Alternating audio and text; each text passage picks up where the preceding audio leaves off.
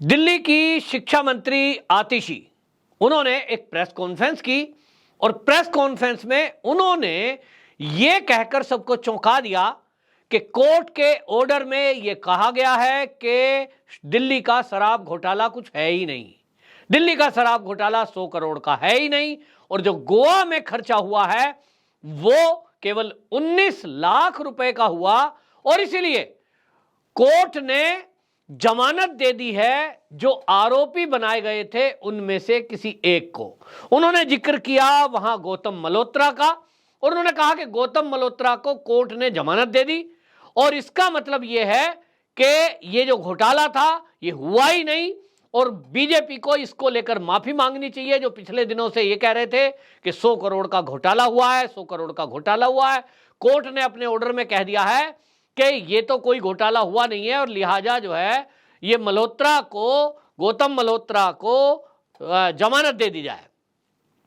अब जब ये प्रेस कॉन्फ्रेंस में आतिशी मार्लेन जो बोल रही हैं वो आप समझ लीजिए कि शिक्षा मंत्री है।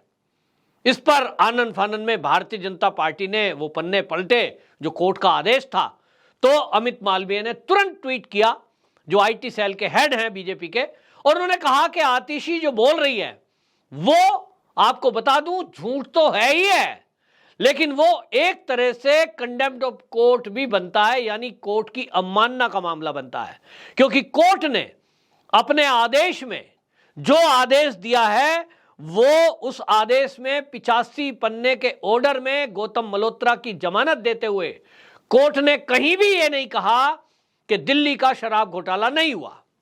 दूसरी बात, उसमें कहीं ये नहीं कहा कि मुख्य आरोपी मनीष सिसोदिया नहीं है। उसमें कहीं ये नहीं कहा गया कि ये जो उद्योगपति जिनकी जमानत दी जा रही है ये दोषी नहीं है। सच्चाई क्या है?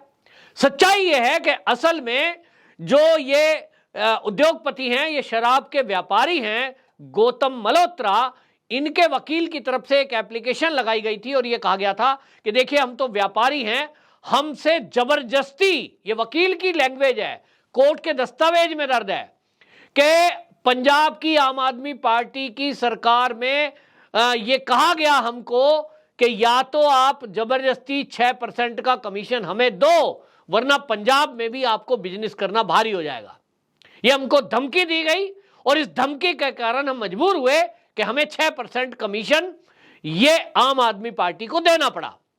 तो कोर्ट में किस रूप में दिया? तो उन्होंने कहा कि कच्ची पर्ची यानी हवाला के जरिए दिया गया और वो गोवा के चुनाव के लिए, क्योंकि हमें पैसा पहुंचाना था, हमको केवल एक व्यक्ति को जो पैसे पकड़ाने थे और उस व्यक्ति ने हमको केवल एक कागज की स्लिप दी। कोर्ट ने कहा कि कागज की स्लिप के आधार पर ईडी या सीबीआई ये नहीं कह सकती कि ये बहुत बड़ा एविडेंस है, ये पर्ची किसने बना के दी।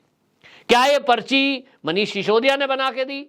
तो ये नहीं कह सकते कि वो पर्ची किसके बना के दी थी और ये एविडेंस नहीं है। और इस आधार पर ये माना जाए कि ये जो उद्योगपति है इसका सीधा सीधा दोष नहीं दिखता है और इनसे क्योंकि जबरदस्ती कमीशन लिया गया, डरा धमका कर लिया गया और इसलिए ज्यादा दिन जेल में रखने का कोई मतलब नहीं है, इनको हम जमानत दे रहे हैं। मतलब क्या है कि जिन लोगों ने रिश्वत दी, ऐसे कई उद्योगपति हैं जिनको सीबीआई ने गिरफ्तार किया।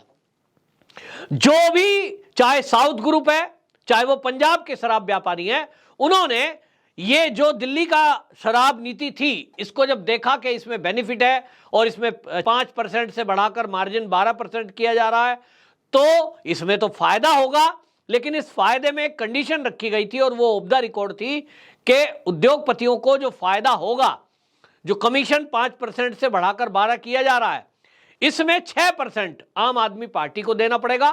कहां और कैसे देना पड़ेगा ये आपको बताया जाएगा। कौन बताएंगे? तो इसमें आपको बता दूं, अमित अरोड़ा जो कि अरविंद केजरीवाल के खासम खास हैं, ये कॉन्टैक्ट में थे और अरविंद केजरीवाल जी ने शराब व्यापारियों को ये कहा था कि ये जो अमित अरोड़ा है ये मेरा आदमी है और आप इस जैसा ये कहे वैसा करना।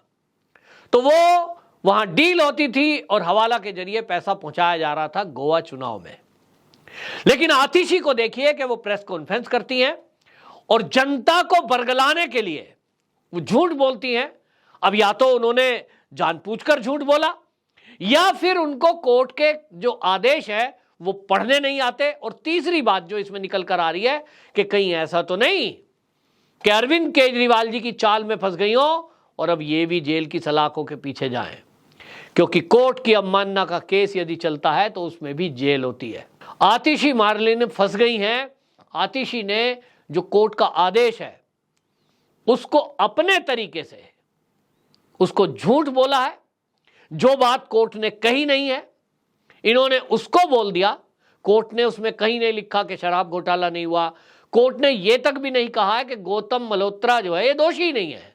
साफ साफ लिखा है। और आपको बता दूं कि इसमें जो वो 85 पेज का ऑर्डर दिया गया है गौतम मल्होत्रा की जमानत में, उसमें जज साहब लिखते हैं पैरा 72 और पैरा 80।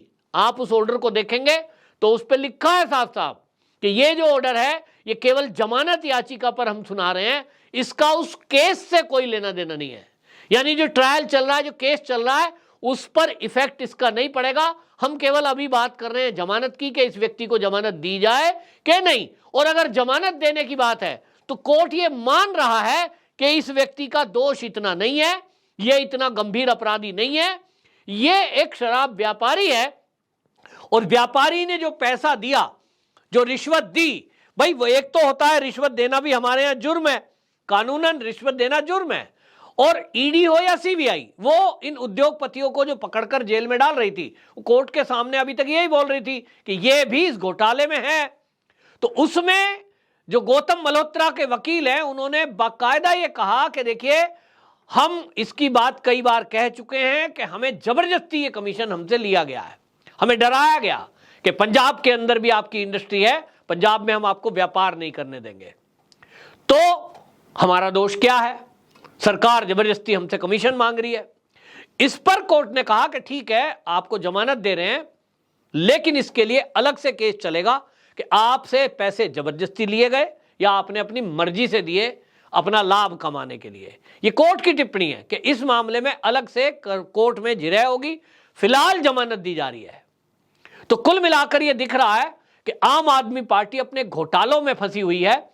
और एक तरफ अरविंद केजरीवाल का 45 करोड़ का शीश महल का रेनोवेशन, उसकी पोल खुल चुकी है कि रेनोवेशन के नाम पर जिस पुरानी बिल्डिंग 80 साल पुरानी बिल्डिंग को रिपेयर करने के नाम पर इन्होंने 45 करोड़ खर्च किया, यह अब खुलासा हो चुका है कि उसमें एक भी रुपया इन्होंने खर्च नहीं किया।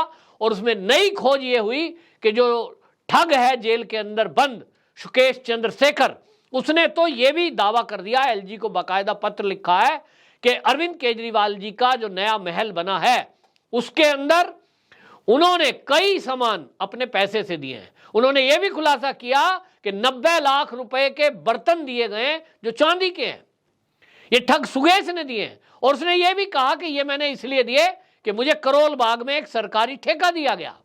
यानी रिश्वत गिफ्ट के रूप में दी जा रही थी। और ये ठग सुकेश ने एलजी को पत्र लिखा है। तो अरविंद केजरीवाल चारों तरफ से फंसे हुए हैं और अब सीधा अरविंद केजरीवाल पे प्रहार है। तो उनको लग रहा है किस तरह से मुद्दे को डाइवर्ट किया जाए।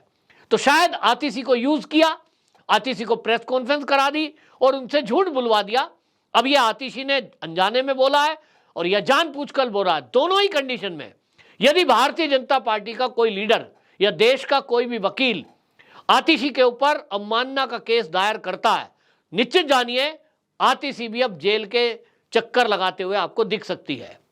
नहीं तो भारतीय जनता पार्टी की मीनाक्षी लेखी जो नेता हैं, सांसद हैं, उन्होंने सीधा सीधा कहा है कि आतिशी को सबके सामने आकर एक बार फिर से प्रेस कॉन्फ्रेंस करना चाहिए और उनको स्पष्ट करना चाहिए कि उन्होंने अनजाने में इस तरह का झूठ बोल दिया और उसके लिए मैं माफी मांगती हूं। अब देखना है आतिशी माफी मांगती हैं या जेल जाती हैं। इतना तो तय है कि आम आदमी पार्टी के दिन ठीक नहीं चल रहे और जो घपले घोटाले कर रहे हैं वो तो जेल जा ही रहे हैं, साथ में इस तरह की फेक बातें फैलाने के कारण भी इनके नेता फंसते जा रहे हैं। देखना होगा आतिशी का क्या होगा। वंदे मातरम।